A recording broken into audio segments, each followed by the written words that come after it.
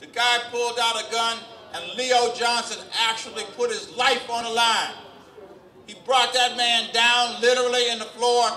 He got shot in the arm, but frankly, we don't know today how many lives he saved by his heroism, by reaching out and saying, I'm not going to let this happen today because there's no place for this kind of gun violence in our society.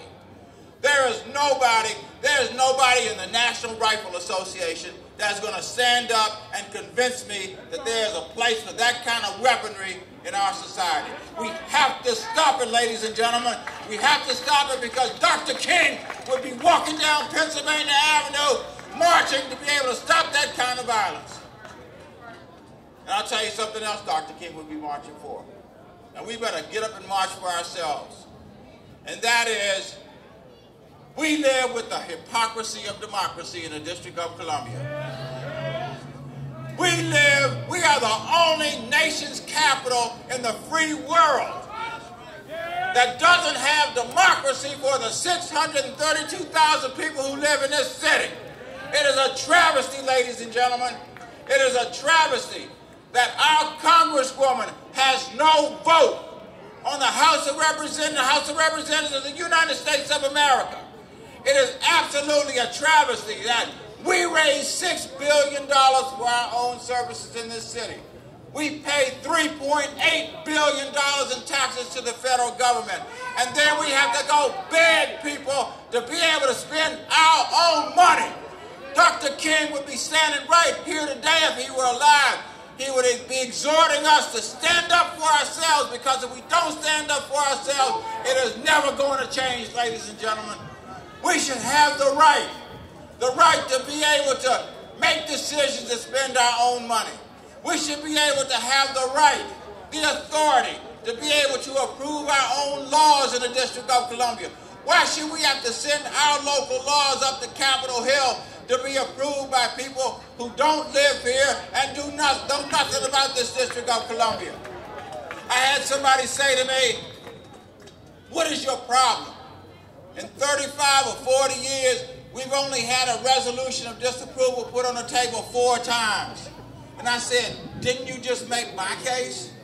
My case is, we don't need that kind of involvement. We don't need that kind of intervention. We can do it for ourselves, and if it's only happened 4 times, ladies and gentlemen, that is 4 times too many. We need to be able to have that authority ourselves. A vote for our Congresswoman. A vote to be able to approve our budget. A vote to be able to approve our laws. And yes, ladies and gentlemen, I absolutely appreciate the fact that the president has now made a decision to put the license plate on his car to say taxation without representation. But is that the end or is that the beginning? Is it the end? Is it the beginning? Is it the end? Is it the beginning? And let me tell you where the end comes, ladies and gentlemen. It doesn't come with getting the license plates on. It doesn't come with getting a vote for our Congresswoman. The end doesn't come with getting the ability to approve our own budget. The end doesn't come with the ability to approve our own laws. The end comes when this United States of America stands up and says we're going to have democracy everywhere across the nation. And our affirmation of that, our demonstration of that is that the District of Columbia will be the 51st state in the United States of America, the state of New Columbia. Thank you all very much.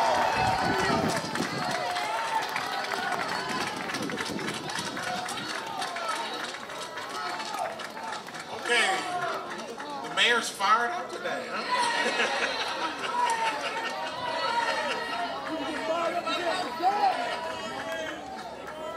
Well, we're going to keep that in that same spirit. We have another elected official here who's certainly been very supportive of us in the Martin Luther King Day activities this year and last year, and he's at the meetings when we get together. And we would like to bring forward our shadow senator, Michael Brown, to the stage, please.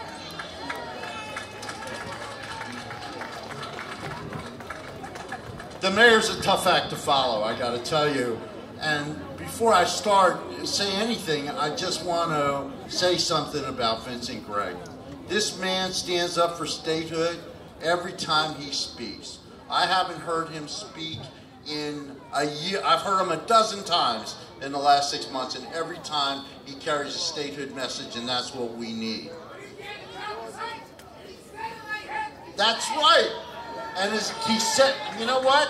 He said it like we all need to say it. Because you know what Dr. King said? Dr. King said, commit yourself to the noble struggle for civil rights. It will make a better person out of you. It'll make a better nation out of your country. And it'll make a finer world to live in. And that's what I say to you today. Commit yourself to the noble struggle for civil rights. I am your senator. I got 207,000 votes. That's more votes than 5 standing United States senators. It's more votes than any senator from Alaska, any senator from Wyoming, the new senator from North Dakota. But I stand outside the building with you because they won't let me talk. I have no voice. You need to be our voice. We need to stand together, and until we are citizens of the state of New Columbia, we will never be equal, and as long as we're not equal, we will never be free. Thank you.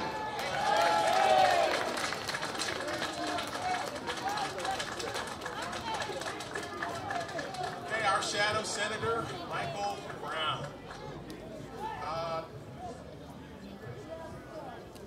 All right, we're going to move forward in our program and welcome to the stage Dr. Ife Williams.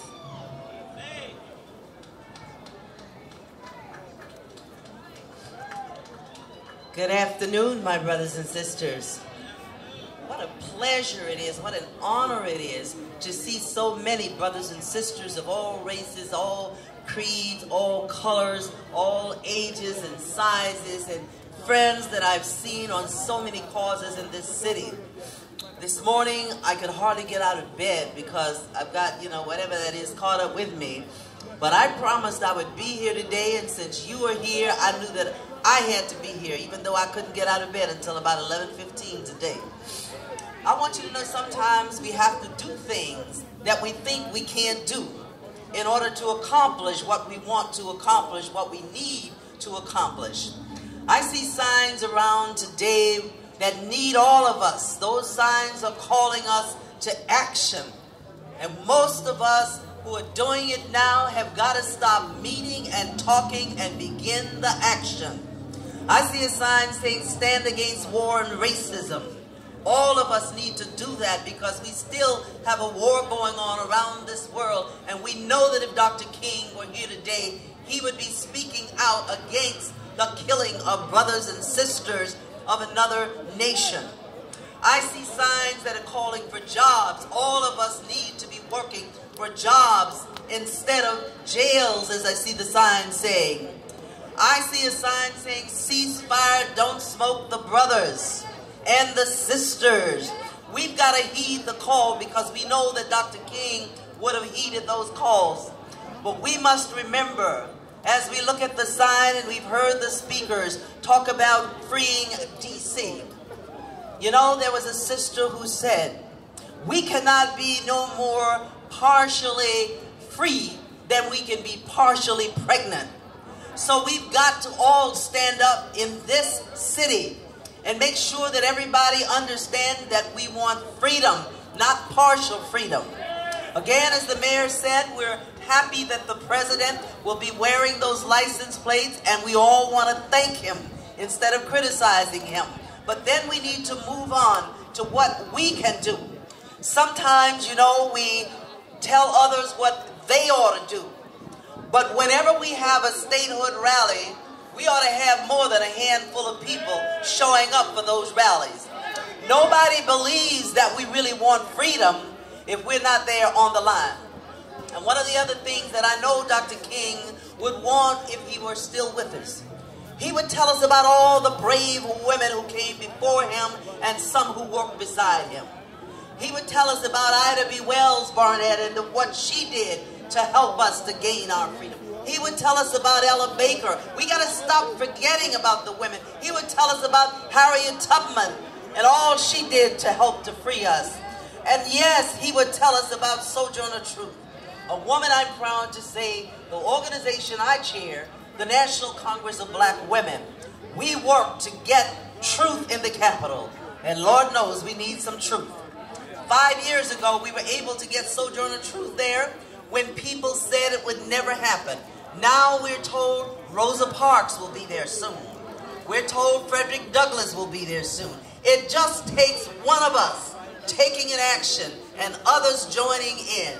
And my brothers and sisters, I know that there are a lot of speakers out today, and my voice may give out any moment, but I wanted to be here with you today to say that I stand with you in breaking chains of people anywhere in this world.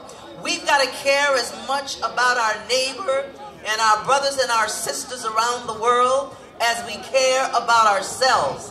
We've got to care enough to get up, to act, and to do, rather than just meet and talk. And brothers and sisters, as we see others doing things, we need to thank them, because sometimes we criticize instead of helping others to do what they can do. If my friend Gregory were here, he would tell us that we've got to get